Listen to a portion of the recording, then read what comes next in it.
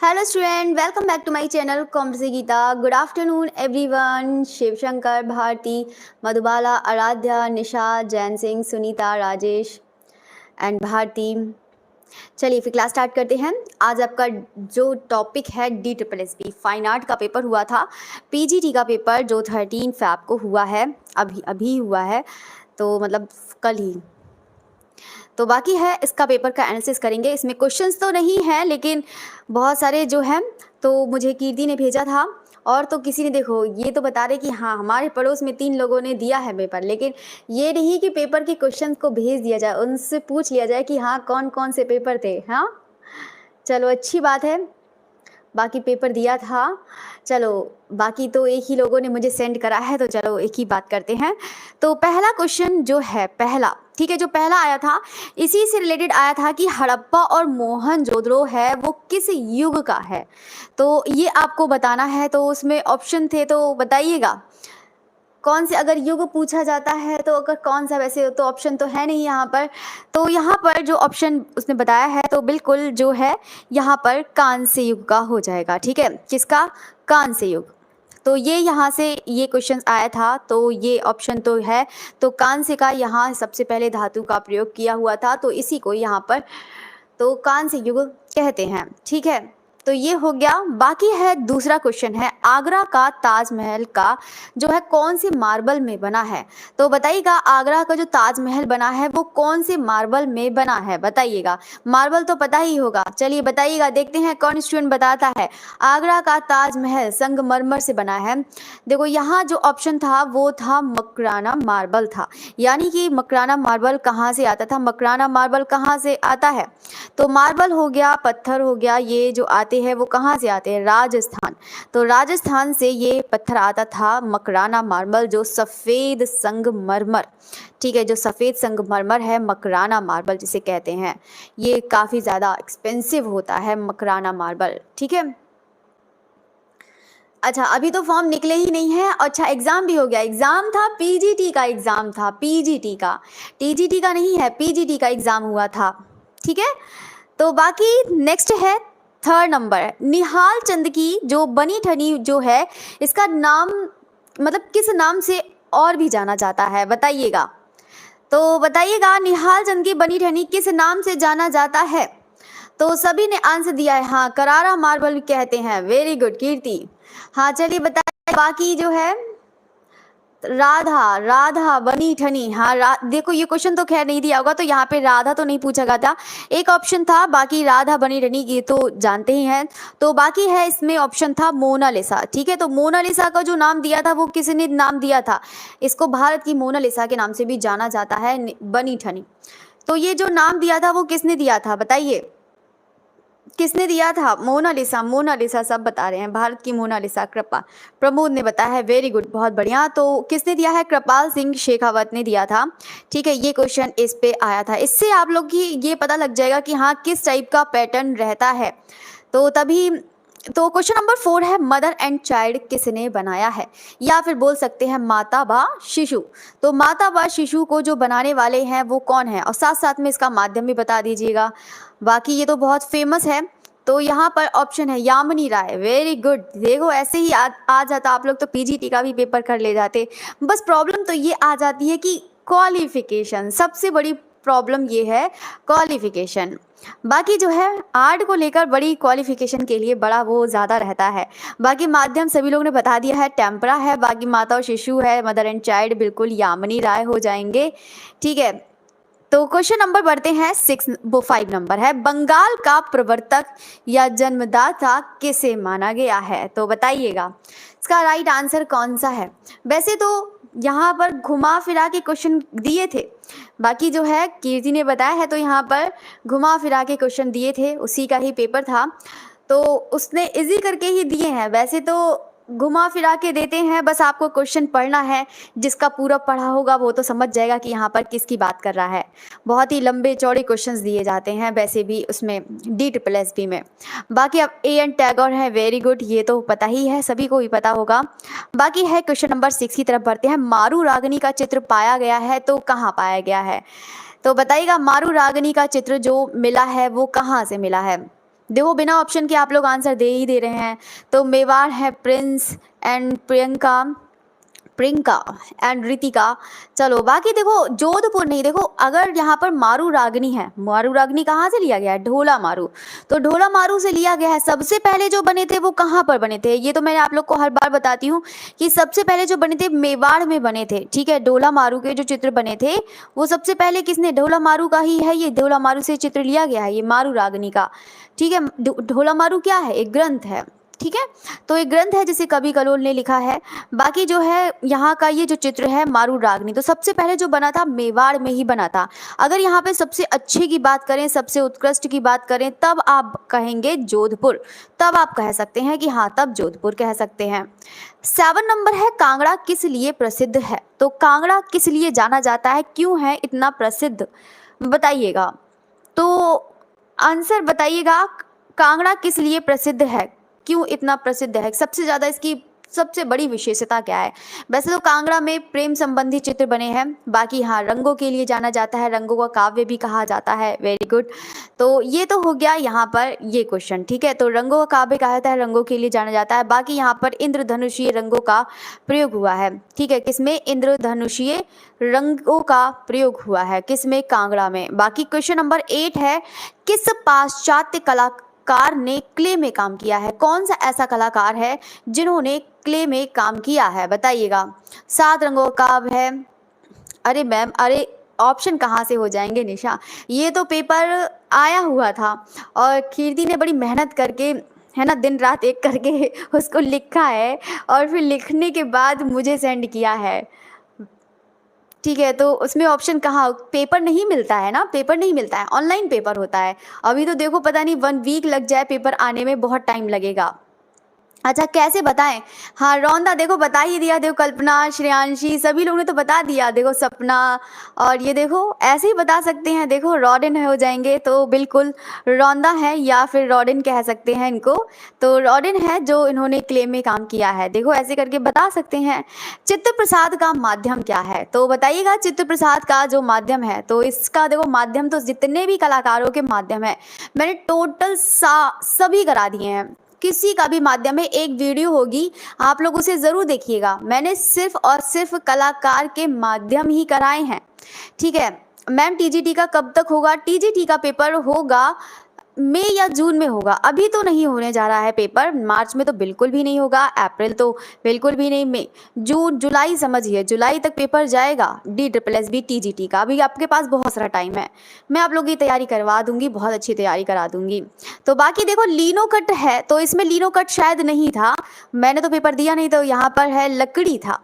ठीक है, तो वैसे लकड़ी था ऑप्शन, तो लीनो कट के लिए तो ये तो बिल्कुल सही बताया है। चित्र प्रसाद जो है लीनो कट के लिए जाने जाते हैं। और लीनो कट क्या होता है, लीनो कट रबड़ की प्लेट होती है, रबड़ की प्लेट होती है, और ये तो मैं हमेशा बताती हूँ, रबड़ की प्लेट होती है जिसमें U और V आकार का, ये तो U और V सेम ही बन गया, जिसमें U और V आकार का जो क्या है 1915 में वुड कट। वेरी गुड, बहुत बढ़िया प्रभात। तो प्रभात आपने भी पेपर दिया था, नहीं दिया था, चलो कोई बात नहीं। बाकी लीनो कट है, रबर की प्लेट जो होती है, इसमें U और V आकार का औजार का प्रयोग किया जाता है। तो कुछ भी पूछ सकता है, इसीलिए सब कुछ बता दो। ठीक है, बाकी यहाँ पर वुड कट था ऑप्शन में। ठीक है, तो यहाँ पर सभी ने बता ही दिया है। बाकी क्वेश्चन नंबर 10 की तरफ बढ़ते हैं। अमृता शेरगिल को स्वर्ण पदक किस लिए मिला था, तो कौन सी ऐसी इनकी पिक्चर थी जो अमृता शेरगिल की, जिनके लिए उनको स्वर्ण पदक मिला है, बताइएगा। इसका राइट आंसर कौन सा है, तो यूपी का, हाँ यूपी का, अच्छा यूपी का पूछ रहे हैं। अब यूपी का देखो, यूपी का तो पता नहीं कब होगा, वो भी आफ्टर इलेक्शन के, इतना तो पेपर नहीं, अभी तो कोई भी न्यूज़ ऐसी नहीं निकली है कि यूपी का पेपर हो जाए, ऐसा तो कोई भी न्यूज़ निकली है। तो बताइएगा किसके लिए, तो सभी लोगों ने बताया है टोरसो, नहीं बाल बधू, यंग गर्ल, यंग गर्ल इसका राइट आंसर होगा, यंग गर्ल था ऑप्शन में। ठीक है, तो यहाँ पर ये सब, बाकी तो सभी लोगों ने पूरी कोशिश करी है, अच्छे से बताया है। ठीक है, तो इसका जो राइट आंसर हो जाएगा वो हो जाएगा यंग गर्ल्स हो जाएगा। ठीक है, यंग गर्ल। ठीक है, यहाँ पर यंग गर्ल्स के लिए इनको स्वर्ण पदक मिला था अमृता शेरगिल को।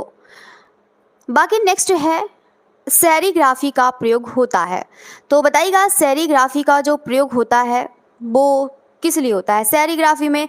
तो मैंने आप लोग को बताया है कि सेरिग्राफी में क्या क्या आ जाता है। स्टेंसिल होता है, स्टेंसिल आ जाता है, ठीक है, स्टेंसिल होता है, और क्या होता है, स्टेंसिल हो जाता है, और क्या आता है, सिल्क स्क्रीन, ठीक है, ऐसे इंग्लिश में भी लिख सकते हैं सिल्क स्क्रीन।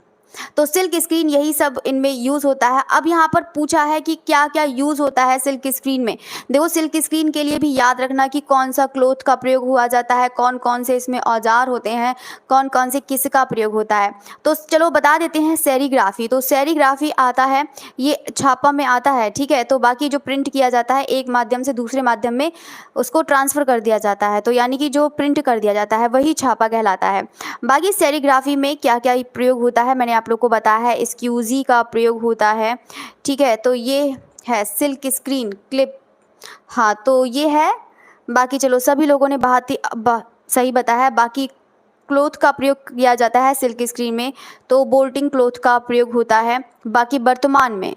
बाकी नेक्स्ट क्वेश्चन है, उकेरने के लिए क्या किया जाता है? उकेरना किससे से संबंधित है ये कह सकते हैं, बताइएगा। तो बताइएगा इसका राइट आंसर क्या है। उकेरना मतलब किससे संबंधित है, तो किससे संबंधित हो जाएगा। और इसके अलावा किसी ने पेपर दिया है, बताइएगा कौन स्टूडेंट है जिन्होंने पीजीटी का पेपर दिया है? किसी ने दिया भी है पेपर? एक के अलावा और किसी ने दिया है? नहीं दिया है, नहीं दिया है। कोई भी था ऐसा स्टूडेंट जिसका और भी पेपर था? बस इतने स्टूडेंट में एक ही लोग का पेपर था। कौन है? यशिश का किसने दिया है? चलो नहीं पता, निशा कह रही नहीं पता। देखो उकेरना क्या होता है, उकेरने से मतलब क्या है? उकेरना कोई जल नहीं कि उसको उकेरना, ठीक है। इसका मतलब ये कह सकते हैं, उकेरने से मतलब क्या हो सकता है, इनग्रेविंग हो सकता है। क्या होता है? इनग्रेविंग, इनग्रेविंग या फिर उत्कीर्णन कह सकते हैं, उत्कीर्णन कह सकते हैं। अब ये नहीं पता कि इसमें ऑप्शंस क्या थे, ठीक है। तो ये कह सकते हैं उसको उकेरना, उत्कीर्णन, उसी से रिलेटेड हो जाएगा। बाकी बात करते हैं 13 है, दादावाद का कौन सा कलाकार है? तो दादावाद का कलाकार आप लोग को बताना है। तो इसमें जो दादावाद के कलाकार हैं, इसमें जो ऑप्शन था वो क्या था, ऑप्शन बताइएगा। तो दादावाद के जो कलाकार हैं, वैसे ऐसी बता दो, मार्शल दूसा हैं, और कौन से कलाकार हैं? देखो ऐसे करके बता रहे हैं, ट्रिस्टा ज़ारा, वेरी गुड। देखो अच्छा पता है निशा को, ट्रिस्टा ज़ारा यही ऑप्शन था, बिल्कुल सही बताया है, ट्रिस्टा ज़ारा, ठीक है। तो यही ऑप्शन था, बहुत बढ़िया। इसका मतलब है पेपर देखा हुआ है, चलो अच्छी बात है, देखा हुआ है। बाकी जो है 14 है, समकालीन चित्रकार हैं। मार्शल दूसा, फ्रांसिस पिकाबिया हैं। मैम केवीएस का पेपर दिया है, अच्छा केवीएस का दिया था, केवीएस का तो बहुत पहले हो गया ना। तो समकालीन चित्रकार है, इसमें समकालीन चित्रकार में ये पूछा था। बाकी हाँ Prince, very good. Marx Ernst Picabia, very good. चलो सभी ने बहुत अच्छा आंसर दिया है। Ganesh Pyne, very good. देखो समकालीन चित्रकार तो वैसे बहुत सारे हैं, आप कैसे देंगे, तो उसमें था एमएफ हुसैन का नाम था। मतलब ये कह सकते हैं कि डी ट्रिपल एस में भी जो भी आए थे, आर्टिस्ट आए थे, वो इतने ज़्यादा डीपली नहीं पूछा गया था। ज़्यादातर अधिकतर इसमें जो पूछा गया था, वैसे तो मैंने पेपर देखा तो उसमें तो मुझे ज़्यादातर तो ऐसे ही लगा था कि 11th और 12th तक के स्टैंडर्ड का ही पेपर आया था। ज़्यादा पेपर इतना ज़्यादा वो नहीं खींचा गया था कि जितना यूपी टीजीटी में खींचा जाता है। बाकी है अजंता का जो चैत्य कहलाता है वो क्या कहलाता है, इस टाइप से भी क्वेश्चन था। तो बताइएगा अजंता का जो चैत्य कहलाता है वो क्या कहलाता है, तो बताइएगा सभी स्टूडेंट। तो सभी ने हाँ, क्यों नहीं होगा, पेपर होगा, हाँ बेस्ड ऑन एनसीईआरटी, बिल्कुल। तो बस एनसीईआरटी करो, मैं तो बार बार यही कहती हूँ, इतना में मत पढ़ो, इतना याद करके कहाँ कहाँ ले जाओगे। उसको थ्योरी पढ़ो, अच्छे से पढ़ो, तभी सिलेक्शन है। बाकी पूजा घर है, प्रार्थना कक्ष आया था ऑप्शन में, शायद प्रार्थना कक्ष था ना, तो प्रार्थना कक्ष। बाकी पूजा गृह वही होता है। क्वेश्चन नंबर बात करते हैं 16 है, अजंता किस धर्मवाक काल से है? तो बताइएगा अजंता किस धर्मवाक काल से है, बताइएगा। इसका राइट आंसर कौन सा हो जाएगा? तो सभी ने 16 का जो आंसर दिया है, कौन सा दिया है? अजंता, बाकी धर्मकाल, धर्म तो वैसे भी बौद्ध से हो जाएगा, बाकी काल में अगर इनकी अलग अलग गुफाएं बनी है, वाकाटक भी बनी है, बाकी बौद्ध और गुप्त ये था ऑप्शन में, ठीक है, तो इसका यही राइट आंसर। बाकी बात करते हैं 17 है, 12वीं शताब्दी का चोलकालीन मंदिर है तो वो कौन सा है, सबसे प्रसिद्ध है वो कौन सा है। मैम अगर बीएफए नहीं हो ओनली एमएफए वाले DPLS में भी भर सकते हैं। बीएफए के बिना एमएफए कैसे हो गया, जो ग्रेजुएशन में सब्जेक्ट मिलते हैं वो पीजी में भी मिलते हैं। तो अच्छा, अरे मैं तो आपको ऑप्शन दे रही हूँ, चलिए बताइएगा। गुप्त तो 12वीं शताब्दी, तो आराध्या ने बताया है बृहदेश्वर तंजावुर, वेरी गुड, बहुत बढ़िया, तो पता ही है, तो बिल्कुल बृहदेश्वर का मंदिर हो जाएगा। बृहदेश्वर पर देखो, ऐसा आपको लग रहा है कि मैंने एक भी चीज़ नहीं पढ़ाया हो। बृहदेश्वर तंजौर, ये तो तंजौर, ठीक है, तमिलनाडु है, बाकी ये भी पता ही है। बाकी है इसका निर्माण किसने करवाया था बृहदेश्वर का। अच्छा सभी का ऑप्शन बता रही हूँ, चलो बताओ, बिना ऑप्शन के करने दो। चोलकालीन में 12वीं शताब्दी का पता होना चाहिए ना कौन सा मंदिर है। हाँ, तो बाकी है ऑप्शन के अकॉर्डिंग, चलो बताते हैं। हाँ, 11वीं सदी में राज प्रथम, हाँ बृहदेश्वर का भी मान लिया जाता है, वैसे 11वीं सदी में कंप्लीट हो चुका था। राज प्रथम ने 11वीं सदी में करवा दिया था, सही कह रहे हैं प्रभात। वैसे यहाँ पर इसका वही माना है, तो 12वीं सदी का, ठीक है। तो बाकी है नागर शैली का जो आकार होता है, नागर शैली पढ़ा है कि नहीं, सभी लोगों ने पढ़ा है नागर शैली। ये तो मैंने आप लोग को बहुत बार बताया है कि नागर शैली का, देखो ये हमेशा याद रखना, अगर यहाँ पर नागर शैली का मतलब पूछ रहा है तो मतलब कौन सा हो जाएगा, इसमें वर्गाकार इस टाइप से आकार दिया था, है ना, तो बाकी है जो वर्गाकार है, ठीक है। नागर शैली का जो आकार होता है वर्गाकार होता है। अगर यही चीज पूछा जाता है द्रविड़ शैली का जो आकार होता है वो कैसा होता है, वो जैसे कि आयताकार, ठीक है, द्रविड़ का कैसा हो जाएगा, आयताकार हो जाएगा।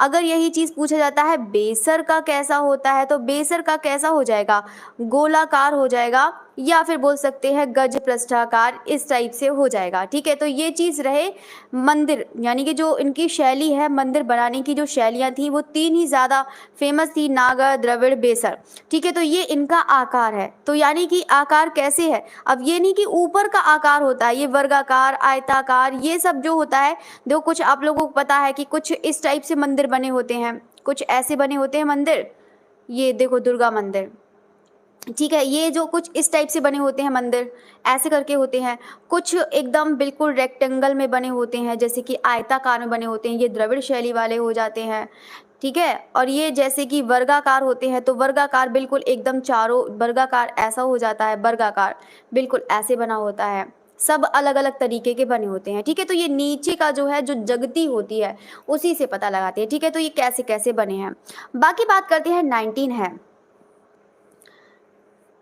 अच्छा मैम, DSSB का फॉर्म सेव नहीं हो रहा है, क्या करें, सेव कैसे नहीं हो रहा है। DSSB में बड़े फॉर्म की आ रही है, कल मैं एक आप लोग को सब ट्रिक बताती हूँ कि DSSB की फॉर्म भरने के लिए क्या क्या करें।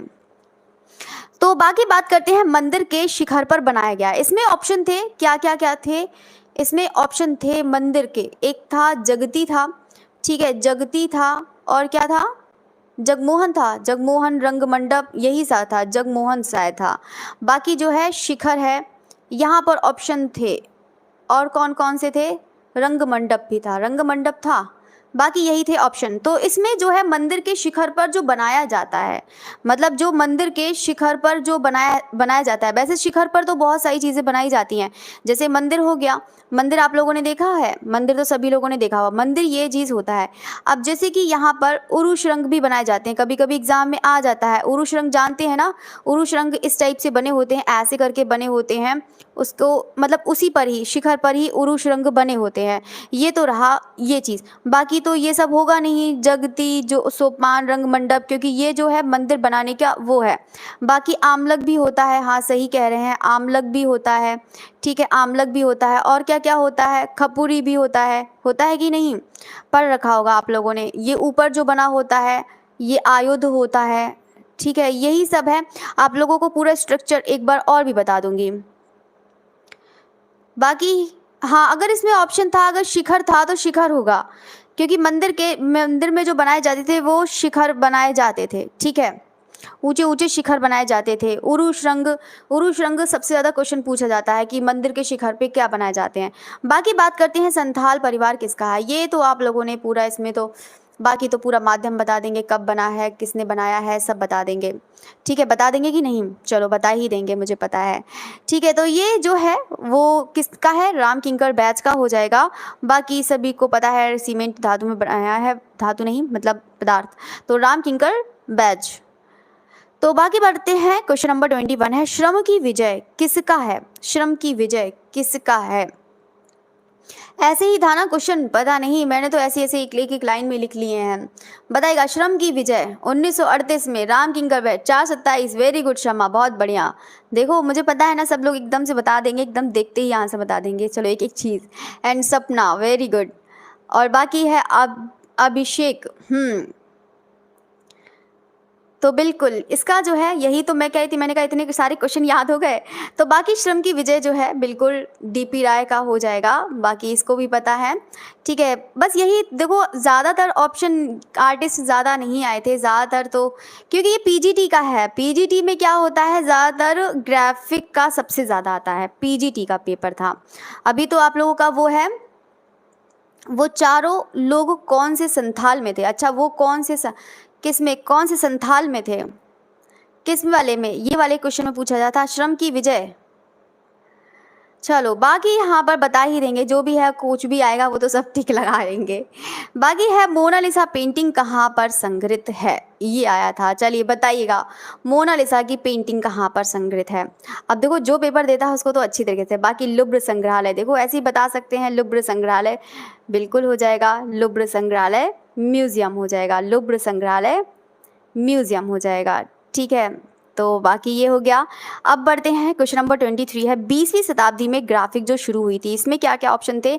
अभिव्यंजनावाद था, एक ऑप्शन था अभिव्यंजनावाद है, अभिव्यंजनावाद, और दूसरा था क्या? घनवाद, घनवाद था, और कौन सा था? प्रभाववाद, यही थे ना ऑप्शन, तो प्रभाववाद ये थे ऑप्शन शायद। तो इसमें बताना है कि 20वीं शताब्दी में जो ग्राफिक शुरू हो गई थी वो किसके काल से शुरू हो गई थी, बताइएगा। तो यहाँ पर सभी लोगों ने घनवाद बताया है, क्यों? अभिव्यंजनावाद में नहीं हुआ था, अभिव्यंजनावाद घनवाद, अच्छा अभिव्यंजनावाद प्रभाववाद घनवाद, चलो देखो बता तो रहे हैं। तो देखो यहाँ पर जो है इसका राइट आंसर कौन सा हो जाएगा? घनवाद में शुरू, अभिव्यंजनावाद में नहीं शुरू हुई है, क्यों? अभिव्यंजनावाद में शुरू हो गई थी। अब अभिव्यंजनावाद में कौन करता था? एडवर्ड मुंक भी है यहाँ पर, तो अभिव्यंजनावाद इसका राइट होना चाहिए। तो एडवर्ड मुंक ने भी करा है। हाँ, तो यही तो मैं कह रही हूँ, अभिव्यंजनावाद। बाकी है क्वेश्चन नंबर 24 है, ज्योति भट्ट की देवी का चित्र का माध्यम क्या है? तो आप लोगों ने पढ़ा होगा, ज्योति भट्ट पढ़ा है कि नहीं? तो ज्योति भट्ट जो है कौन सी देवी की, तो देवी की जो मूर्ति कह रही हूँ, पिक्चर बनाई है, जो देवी की प्रतिमा है वो कौन सी है? तो अभिव्यंजनावाद सभी लोगों ने, प्रिंट, लिथोग्राफ, वेरी गुड, बहुत बढ़िया। लिथोग्राफ में क्या बना है? देखो यही आप लोग कंफ्यूज हो जाते हैं, ये बना है एचिंग। हाँ वेरी गुड, देखो ये तो आप लोग हमेशा कंफ्यूज हो जाते हैं, एक देवी को लेकर और एक ऑफ वॉल्स को लेकर, ये हमेशा कंफ्यूज रहते हैं आप लोग।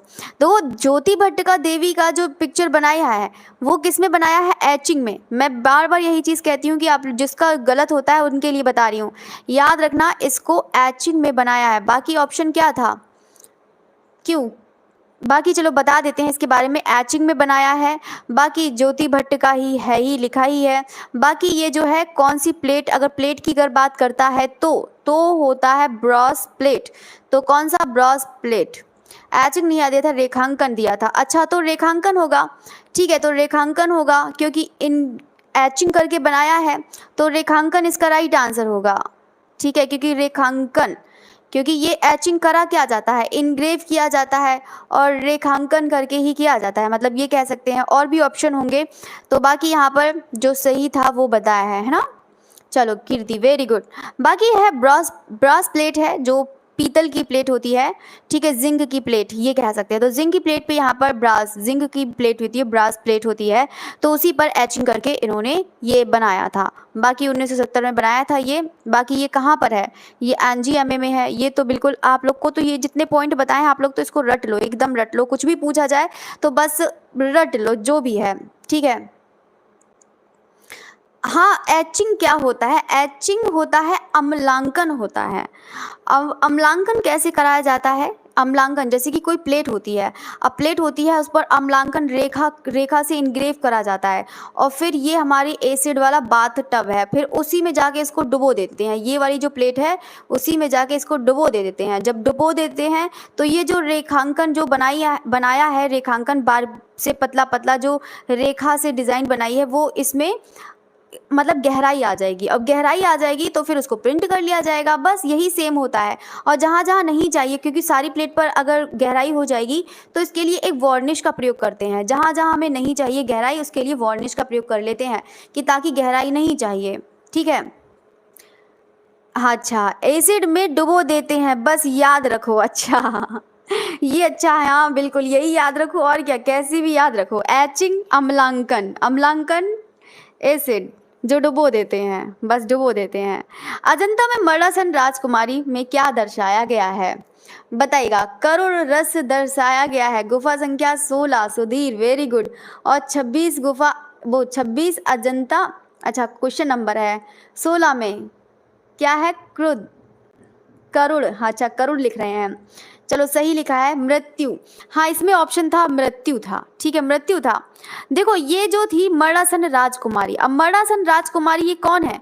ये है नंदी की पत्नी, और नंदी की पत्नी, नंदी की पत्नी का नाम सुना है?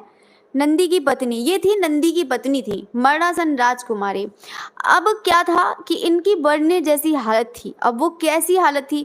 क्योंकि जो इनका मर्दासन राजकुमारी, क्योंकि नंदी की ये पत्नी थी राजकुमारी, वो नंदी तो जो थे, जो नंद की, ठीक है मतलब ये कह सकते हैं नंद कह सकते हैं, जो नंद की पत्नी थी, जो थी इनकी यानी कि मर्दासन राजकुमारी। तो नंद कहाँ चले गए थे? बुद्ध भगवान के पास चले थे। ये किसके? बुद्ध जी के पास चले गए थे। अब यहाँ पर वो तो अकेले रह गए, तो उन्होंने क्या संन्यास ले लिया। अब संन्यास ले लिया, मान लो किसी का हस्बैंड ही संन्यास ले ले तो उसका क्या हाल होगा? तो बहुत बेकार लगेगा ना उसे। तो उनकी जो थी मतलब मर्दासन राजकुमारी थी, उनको एकदम मरने जैसी हालत हो गई थी। हाँ मतलब यही साधु हो गए थे, संन्यास ले लिया था। हाँ बिल्कुल, नंद जो थे भाई मतलब भाई थे। बाकी वही चीज़ इसमें दर्शाया गया है। बाकी अनुपम सूद आ गया, चलो ऑफ वॉल्स भी आ गया। मतलब ये चीज़ है, 2-3 क्वेश्चन तो ऐसे होते हैं जो DSSB वाले कभी भूलते नहीं हैं। एक है अनुपम सूद हैं, एक लक्ष्मण गौड़ भी हैं, ठीक है एक लक्ष्मण गौड़ है, उनको भी नहीं भूलते हैं DSSB वाले, लक्ष्मण गौड़ को भी नहीं भूलते हैं। वो कहते हैं हाँ हम लोग भाई भाई हैं। एक लक्ष्मण गौड़ की पेंटिंग है और एक किसकी? अनुपम सूद की, ज्योति भट्ट की। ये 2-3 क्वेश्चन तो हमेशा रखे हुए रहते हैं। तो लिथोग्राफ है बाकी यहाँ पर, हाँ तो ये बनाया है ऑफ वॉल से, ये अब याद रखना। इसमें क्या पूछा था बताइए? लिथोग्राफ बाकी है। अच्छा इसमें क्या दर्शाता है? दीवारों से सरोकार, हाँ दीवारों से सरोकार कह सकते हैं। बाकी जो है ऑफ वॉल्स का विषय क्या था? अब इसमें पूछा गया है कि ये जो है, ठीक है इसमें गरीबी, गरीबी दर्शाई गई है ना, गरीबी दर्शाई गई है, गरीबी बा अकेलापन दर्शाया गया है। यही था ना ऑप्शन, क्या था? जो भी था। बाकी लिथोग्राफ में इसका माध्यम याद रखना जरूर, लिथोग्राफ में है ये वाला जो था वो लिथोग्राफ में हो जाएगा। इसमें बहुत सारे कंफ्यूज हो जाते हैं। और ये लिथो प्रिंट में बनाया है। हाँ विषाद दुख, दुख दिखाया है, विषाद दुख यही चीज़ दिखाया है। अब इसमें क्या दिखाया है, इस पर भी मैंने पूरा सब्जेक्ट बनाया है। पूरा सब्जेक्ट मैंने बता दिया है कि हाँ ये गरीबी है, पहले में वो महलों में रहा करती थी और शादी के बाद उसकी ऐसी हालत हो गई, उसने एक महल वाली पेंटिंग भी बनाई है, पीछे बैकग्राउंड में महल वाली पेंटिंग भी बनाई है। कभी कभी पूछ लिया जाता है कि इस वाली पेंटिंग में क्या दर्शाया है, तो यहाँ पर एक पेंटिंग बनाई है महल वाली, ठीक है तो यहाँ पर जो दर्शाया है महल का दिखाया है। अब हम बढ़ते हैं, यहाँ पे क्वेश्चन है नहीं, क्वेश्चन है नहीं, लेकिन यहाँ पर आप लोग को बता देते हैं। तो एक वुड कट का माध्यम पूछा गया था, ठीक है देखो शुरू से बता देते हैं। हाँ गरीबी और अकेलापन, विषाद दुखी तो होता है, हाँ वही चीज़, एक ही तो बात है। देखो एक क्वेश्चन था तांत्रिकवाद कलाकार पूछे गए थे, तो तांत्रिकवाद कलाकार कौन कौन से हैं बताइएगा? तांत्रिकवाद कलाकार, तांत्रिकवाद कलाकार कौन है? वैसे इसमें जो नाम दिया था वो जी.आर. संतोष का नाम दिया था, जी.आर. संतोष का नाम दिया था। यहाँ पे तांत्रिकवाद कलाकार है, जी.आर. संतोष का नाम दिया था। बाकी जो है इसके अलावा कौन कौन हो जाएंगे तांत्रिकवाद के कलाकार, वो हो जाएंगे सतीश गुजराल भी हैं, ठीक है, सतीश गुजराल भी हो जाएंगे, सतीश गुजराल हैं। और कौन कौन से हैं यहाँ पर, वीरेन देवी हैं, वीरेन देवी हो जाएंगे ये तांत्रिक कलाकार के। और कौन से हैं, पीटी रेड्डी, सभी आप लोगों ने पढ़ा होगा, हाँ, जे स्वामीनाथन भी हैं, तो बिल्कुल, और पीटी रेड्डी भी हैं, पीटी रेड्डी हो गए, केसीएस पनिक्कर हो जाएंगे, केसीएस पनिक्कर हो जाएंगे, ठीक है। तो ये सब है, ये सब अपने, लेकिन नव तांत्रिक कलावाद में सब नवतांत्रिकवाद के दो ही प्रमुख कलाकार थे, जिसमें से कौन कौन से हैं, एक जी.आर. संतोष हैं, एक जी.आर. संतोष हो जाएंगे, और दूसरे कौन है, सतीश गुजराल। ये प्रसिद्ध कलाकार थे, किसके, नवतांत्रिकवाद के कलाकार थे, क्योंकि स्टार्टिंग में क्या था, तांत्रिकवाद कलाकार थे। बाकी चलिए सभी लोगों ने आंसर दे दिया है। बाकी नेक्स्ट जो क्वेश्चन था वो था यहाँ पर तो ये जो है राजा रवि वर्मा, राजा रवि वर्मा का जन्म पूछा गया था। राजा रवि वर्मा का एक क्वेश्चन था, राजा रवि वर्मा का जन्म, तो राजा रवि वर्मा का जन्म चलो बताइएगा, ये तो भाई बहुत अच्छा क्वेश्चन है, चलिए बताइएगा सभी स्टूडेंट, राजा रवि वर्मा का जो जन्म हुआ है का, अच्छा जी.आर. संतोष हो, वहाँ कोई और नहीं हो सकता, कैसे नहीं हो सकता जी.आर. संतोष, चलो सही। बाकी 1849, क्यों निरोध मजूमदार नहीं होंगे, क्यों, अगर तंत्रवादी कलाकार का पूछ लिया गया तो वो नव तंत्रवाद कलाकार हैं। वेरी गुड, 1849 किल्ली मन्नूर, वेरी गुड। देखो अब तो सभी लोग को पता ही है ये आंसर, ठीक है। बाकी किल्ली मन्नूर ऑप्शन था। बाकी है नेक्स्ट क्वेश्चन जो है आदिवासी कला, आदिवासी कलाकार पूछे गए थे, आदिवासी जो है कलाकार, तो आदिवासी जो कलाकार हैं उसमें पूछा गया था नाम, तो आदिवासी कलाकार का नाम था, बताइएगा आदिवासी कलाकार कौन है अगर पूछा जाए। देखो आदिवासी कलाकार का नाम इसमें यामिनी राय हैं, ठीक है, यामिनी राय पूछे गए थे, हाँ बिल्कुल। और कौन है, जनगढ़ सिंह श्याम, हाँ, इसके अलावा चलो बता देते हैं, एक कौन है यहाँ पर, जनगढ़ सिंह श्याम, जनगढ़ सिंह श्याम हो जाएंगे ये। अगर मान लो बाई चांस कोई और भी आ जाते हैं आदिवासी कलाकार, ठीक है, आदिवासी मतलब कोई भी जो होती है लोक कला जो होती है उसमें उसको मिलाकर और आधुनिक जो होता है उसको मिलाकर जो करा जाए तो ये क्या हो जाती हैं, आदिवासी हो जाती हैं, आदिवासी जो कलाकार हैं। इसके अलावा और कौन कौन से हैं बताइएगा, जनगढ़ सिंह श्याम, गोवर्धन, और कौन है जल्दी से बताइएगा।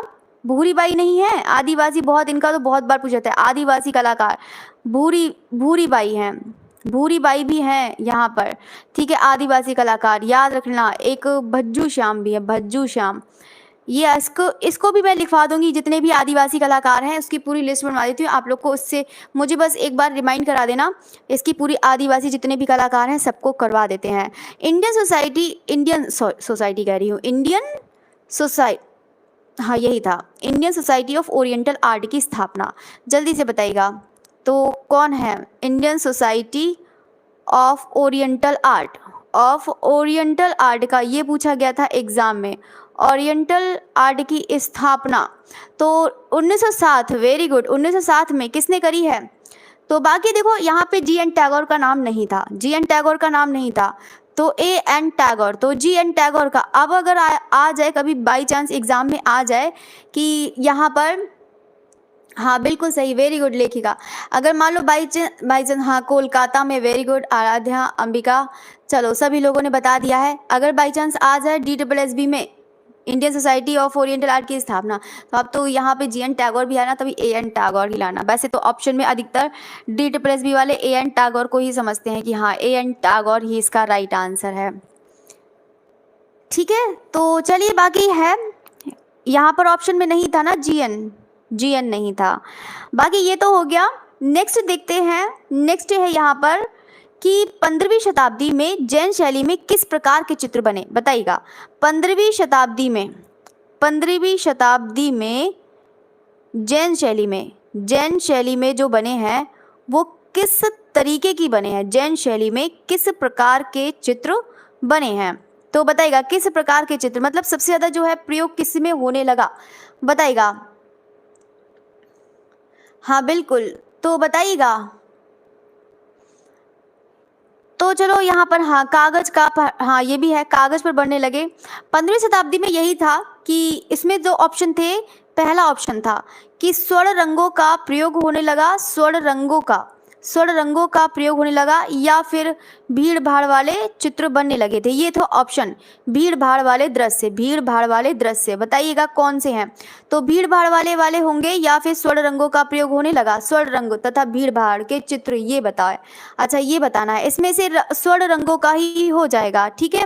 क्योंकि 15वीं शताब्दी में लगभग जो जैन शैली का था, 15वीं शताब्दी, ठीक है, 15वीं शताब्दी का है, तो इसमें ज़्यादातर जो है कैसे जो अंतिम चरण आया, मतलब जो 15वीं शताब्दी का एकदम लास्ट वाला मान के चलो, जो अंतिम चरण वाला आया था, यानी कि जो उसके बाद, यही तो पूछा गया था 15वीं शताब्दी में है, तो यहाँ पर कागज का है, बाकी स्वर्ण रंगों का प्रयोग हुआ था, ठीक है, यहाँ पर बाकी यही चीज इसका राइट आंसर है। मतलब ये 15वीं शताब्दी में, मतलब 14वीं से स्टार्ट हो चुका था, 14वीं से मान के चलो कि 14वीं से स्वर्ण रंगों का प्रयोग करना शुरू हो गया था, तो 15वीं शताब्दी तक यही इसका राइट आंसर हो जाएगा, ठीक है। तो ये रहा। बाकी एक क्वेश्चन पूछा गया था शुंग सातवाहन, शुंग सातवाहन से क्या था, शुंग सातवाहन से क्वेश्चन पूछा गया था, शायद स्तूप के बारे में पूछा गया था। बताइएगा जल्दी से, जिसने पेपर दिया है वो बताएंगे, जल्दी से बताओ। शुंग सातवाहन में स्तूप पूछे हैं, भरुत स्तूप, अच्छा वेरी गुड अंबिका।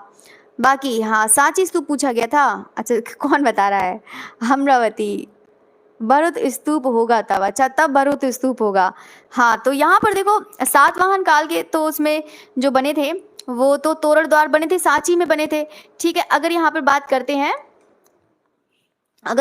करते हैं किसकी, शुंग सातवाहन की बात करते हैं तो भरुत स्तूप। बाकी अब ये नहीं पता कि कौन सा स्तूप के बारे में पूछा गया था, बस ये है शुंग सातवाहन याद रखिएगा। बाकी आप लोग को पूरे स्तूप लिखवा दिए हैं, रट लो, बहुत अच्छे से करवा दिया है, कोई सा भी हो, चाहे अमरावती हो चाहे कोई सा भी हो। चलो इसमें ऑप्शन नहीं पता है किसी को, चलिए कोई बात नहीं, बाकी आपको बता ही दिया है। नेक्स्ट है यहाँ पर कि कौन सा वाला था, हाँ बंगाल शैली वाला था एक क्वेश्चन। तो बंगाल शैली में जो जापानी तकनीकी जो सीखी थी वो अवनींद्रनाथ टैगोर ने वो किस लिए सीखी थी, ये क्वेश्चन है।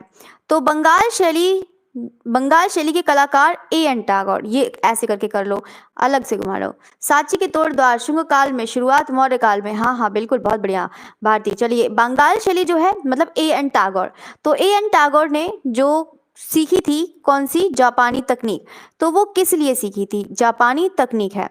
अब यहाँ पर जो ऑप्शन थे वो कौन से थे बताइएगा। 1902 हिसिदा, हाँ वेरी गुड बहुत बढ़िया, हिसिदा और ताइकान। चलो यही तो बता ही देंगे, बाकी जो है यहाँ पर ऑप्शन ये नहीं था, ऑप्शन था पौराणिक और ऐतिहासिक लाने के लिए, पौराणिक और ऐतिहासिक, ये ऑप्शन था, पौराणिक व ऐतिहासिक, हाँ पौराणिक व ऐतिहासिक लाने के लिए, ये था ऑप्शन, ये वाला था। तो ये वाला था पौराणिक व ऐतिहासिक के लिए इन्होंने जापानी तकनीकों का प्रयोग किया था। योकोहामा और हिशिदा, ताइक्वान और हिशिदा से जापानी कला सीखी थी, और इन पर यूरोपीय का भी प्रभाव था। और बाकी जो विषय थे वो तो यहाँ पर पता ही है कौन कौन से विषय हैं, भारतीय थे, सारे के सारे भारतीय हैं, ठीक है।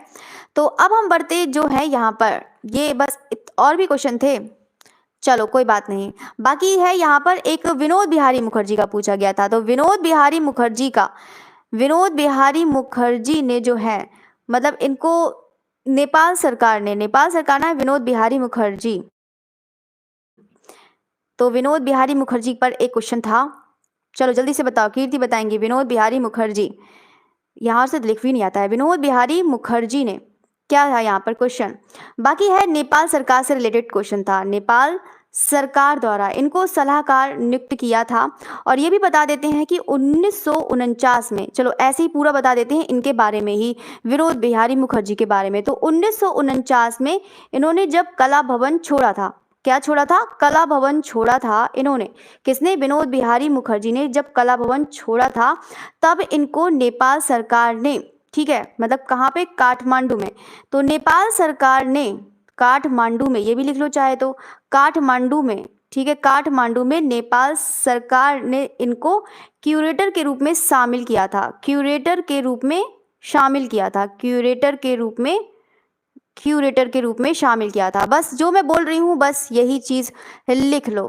अच्छा, यहाँ पर है नेपाल वॉरियर में कौन था? अच्छा, ये था, चलो याद आ गया क्वेश्चन। बाकी था यहाँ पर वुडकट। वुडकट है, वुडकट का क्वेश्चन था, एक वुडकट था। तो वुडकट का जो माध्यम है वो माध्यम पूछा है। तो माध्यम में कौन कौन से ऑप्शन थे? तो ये तो पता ही नहीं है। वुडकट से रिलेटेड एक क्वेश्चन भी था यहाँ पर। तो वुडकट क्या है? वुडकट का तो माध्यम पता ही होगा कि वुडकट में क्या करा जाता है। वैसे तो इनग्रेविंग होती है, वुडकट में चिजलिंग भी करी जाती है। चिजलिंग समझ रहे हैं ना? चिजलिंग क्या होता है? जिसमें छेनी होती है, छेनी जिसमें चिजल करा जाता है, चिजलिंग। ठीक है, तो यही चीज इसमें होता है, चिजलिंग करी जाती है, छेनी जिसे कहते हैं। तभी तो लकड़ी का जो पार्ट्स निकालेंगे तभी तो हमारी अच्छी सी ड्राइंग बनेगी। बाकी एक कार्विंग से रिलेटेड भी आया था, कार्विंग था, कार्विंग भी पूछा गया है। तो कार्विंग भी आप लोग जानते हैं कि कार्विंग से मतलब क्या हो गया? इनग्रेविंग हो गया। मतलब जैसे कि कोई मूर्ति होती है, इनग्रेव किया जाता है, उत्कीर्ण किया जाता है। जैसे कि कोई भी मूर्ति हो गई, जैसे कि पत्थर की मूर्ति हो गई, अब यहाँ पे क्या करा जाता है? तो कार्विंग करी जाती है। तो यही चीज़ यहाँ पर भी इस टाइप से क्वेश्चन पूछा था। बाकी जैसे कि मॉडलिंग हो गया, इसके अलावा भी याद रख लो कि मॉडलिंग अगर पूछा जाए तो मॉडलिंग ये समझने नहीं, डांस वो क्या कहते हैं, रैम्प वॉक करने का नहीं है मॉडलिंग। मॉडलिंग आप लोग को क्या पढ़ना है? मॉडलिंग पढ़ना है आप लोगों को क्ले से संबंधित। ठीक है, तो क्ले होती है, मिट्टी होती है, उसी को ही ये चीज़। अच्छा, ये रिलीफ से है, हाँ रिलीफ से है, ये भी याद रखना। वेरी गुड, बहुत बढ़िया पीयूष। ये जो लकड़ी वाला है, लकड़ी हो गया यानी कि वुड कट हो गया, वुड इनग्रेविंग हो गया, ये सब किस में आ जाता है? रिलीफ में आ जाता है। ठीक है, जो would cut, would engraving, लिनो cut, ये सब के सब यानी कि उभार सतह वाले होते हैं। ये तो यहाँ पे एक मॉडलिंग हो गया, ये किससे संबंधित है? यहाँ पर क्ले से हो जाएगा। और जैसे कि बाई चांस आप लोग से कास्टिंग भी पूछा जाता है, ये तो मैं सब लोग से बताती रहती हूँ कि हाँ याद रखना कि कास्टिंग किससे संबंधित है। इस टाइप से बहुत क्वेश्चन पूछे थे। कास्टिंग हो गया तो ये याद रखना, ये ढलाई से संबंधित हो जाता है। ठीक है, जिसमें से धातु का प्रयोग किया जाता है। जैसे धातु होता है, कास्टिंग ढलाई धातु का प्रयोग करते हैं ना, तो ये वही चीज होती है।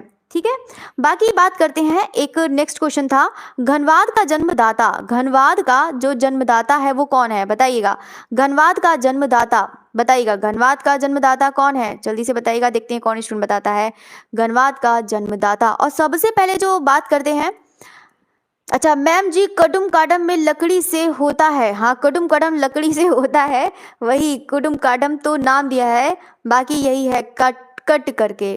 पिकासो है, पिकासो है। अच्छा, सबसे पहले घनवाद का प्रयोग किसने किया है? बताइएगा।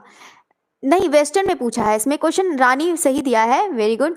जो ये उसका नहीं पूछा है, भारत का नहीं, वेस्टर्न का पूछा था, पिकासो और ब्राक। तो सभी लोग ने पिकासो का नाम, हाँ जब भी घनवाद का नाम आता है तो पिकासो, ब्राक।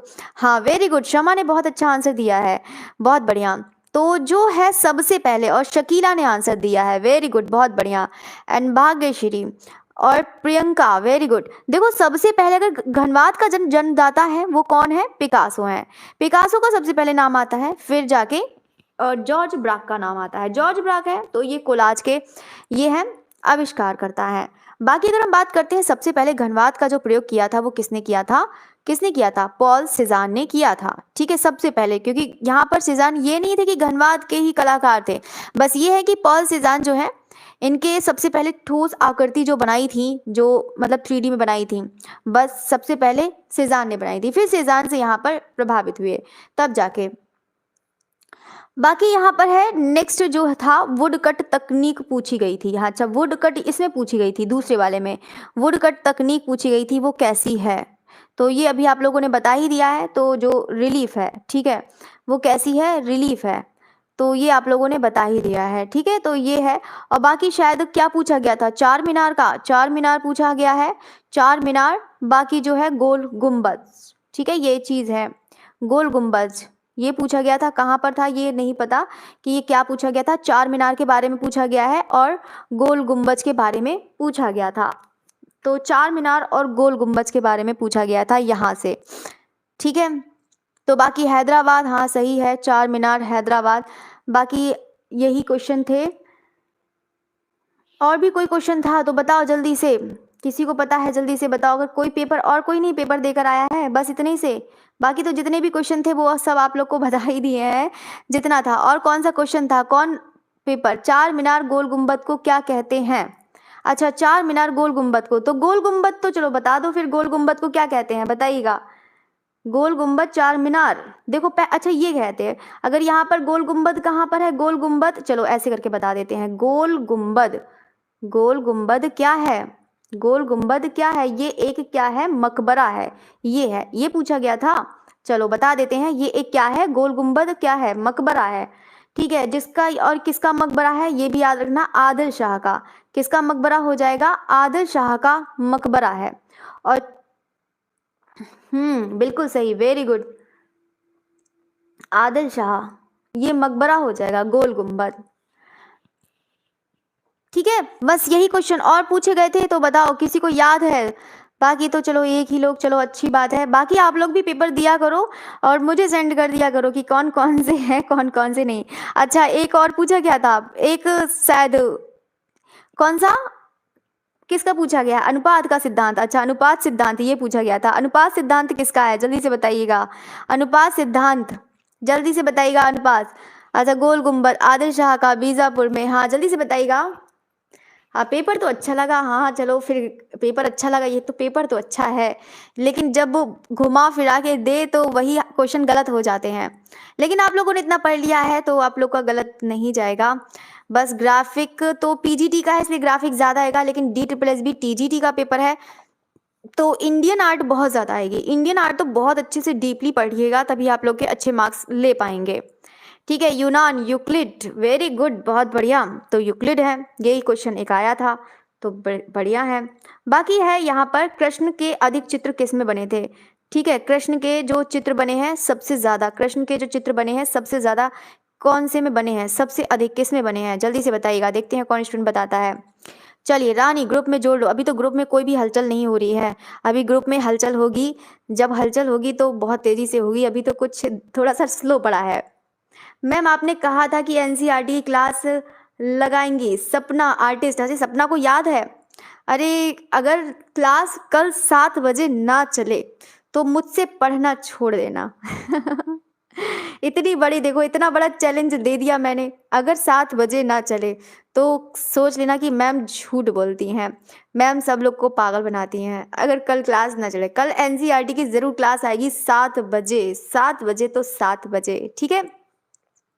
ठीक है, बाकी यहाँ पे सभी लोगों ने बता दिया है, पहाड़ी, पहाड़ी, ठीक है पहाड़ी, तो कराएंगे तो कराएंगे। ऐसा था कि मैं चाहती हूँ कि आप लोग को मैटर बहुत अच्छा मिले, एक एक मैटर, एक एक पॉइंट आपको बहुत अच्छे से लिखा हुआ मिले। मैं धूर धार के सब में जो भी है ना, सब मिला के एक पूरी क्लास, पूरी किताबें, मेरा बेड देखोगे, पूरे बेड में, बेड पर ही अधिकतर पढ़ती हूँ, एक चेयर लगाती हूँ, बेड लगाती हूँ, पूरे बेड पर पूरी किताबें फैली रहती हैं।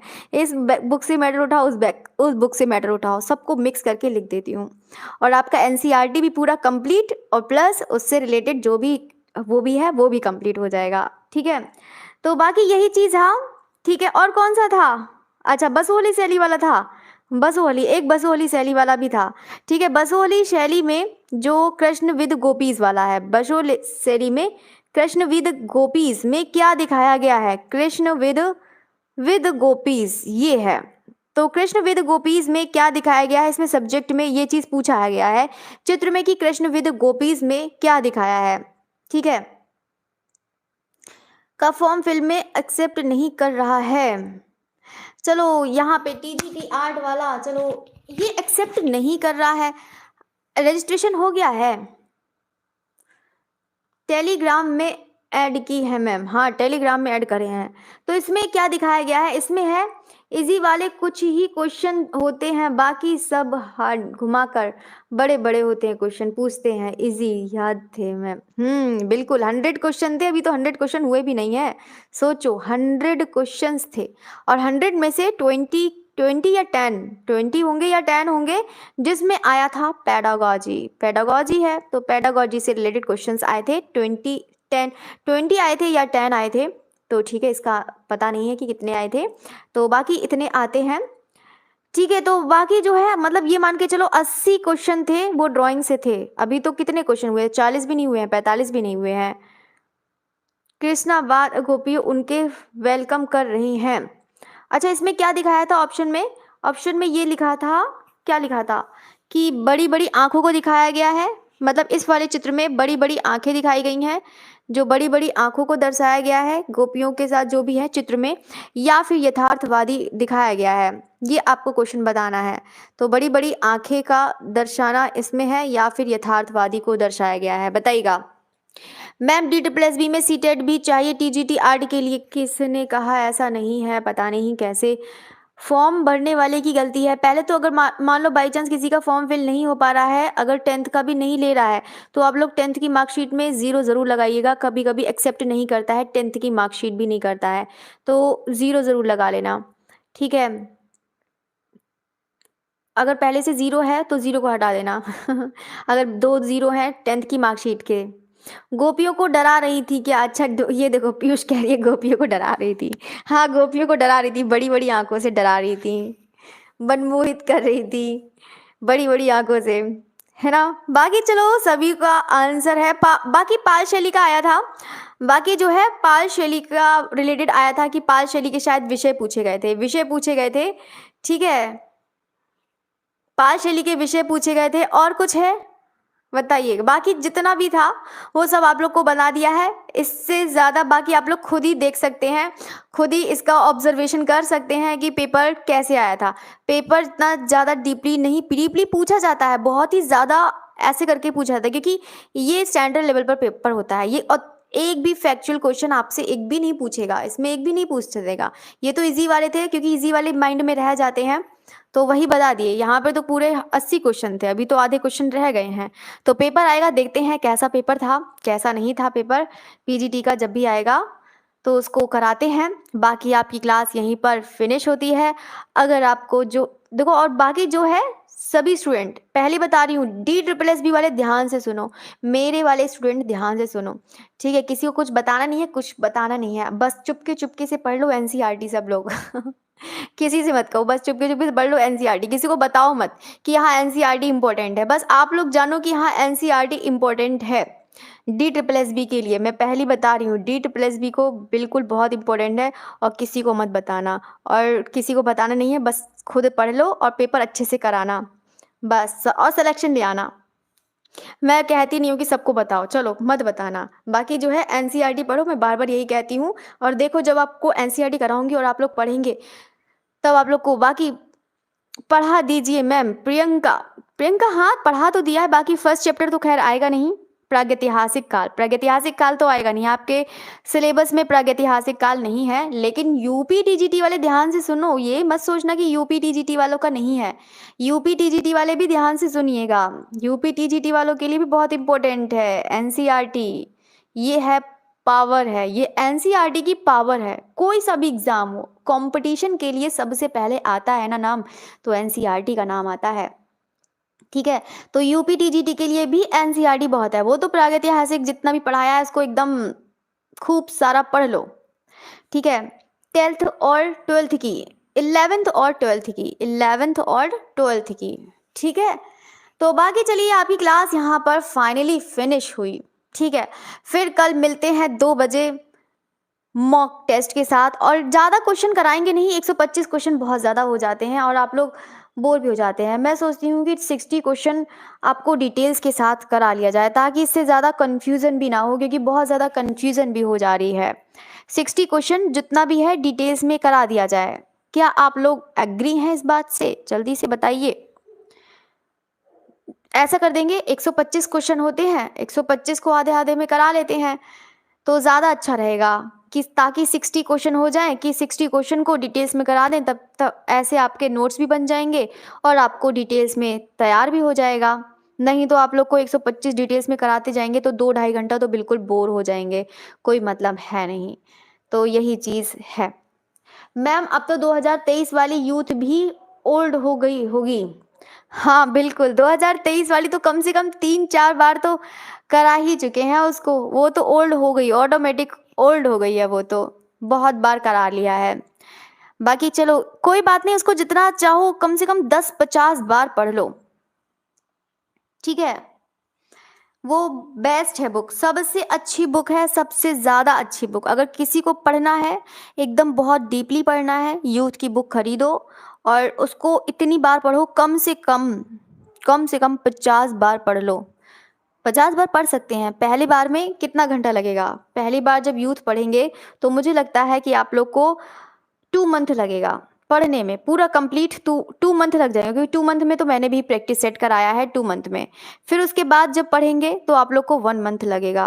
फिर एक टाइम बाद फिर से पढ़ेंगे, तब आप लोग को कम से कम 20 से 25 दिन लगेंगे। फिर पढ़ेंगे, फिर 15 दिन, फिर ऐसा दिन आएगा पढ़ते-पढ़ते कि आप लोग 1 दिन में इसको ख़त्म कर देंगे यूथ की बुक को।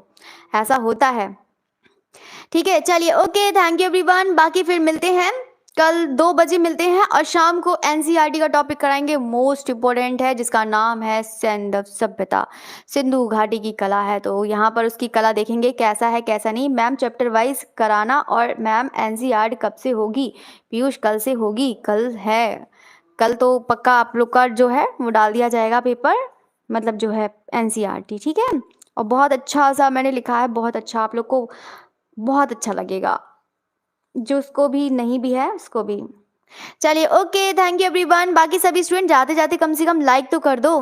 मतलब ये है, किसी ने तो कसम खा रखी है कि नहीं, जब तक देख नहीं लेंगे तब तक हम लाइक नहीं करेंगे। चलिए कोई भी बात नहीं, अगर मान लो नहीं भी एनसीईआरटी खरीदते हैं, मैं पूरी एनसीईआरटी बुक डाल देती हूँ उसमें। एनसीईआरटी की पूरी बुक पड़ी हुई है, पूरा एक एक मैटर डाल देती हूँ कि हाँ ये पूरा बुक की एक एक लाइन डाल देती हूँ, कि आप एक एक लाइन पढ़ते हुए जाइएगा सभी स्टूडेंट, एक एक लाइन, कोई लाइन नहीं छोड़नी है। ठीक है, ओके, थैंक यू एवरीवन।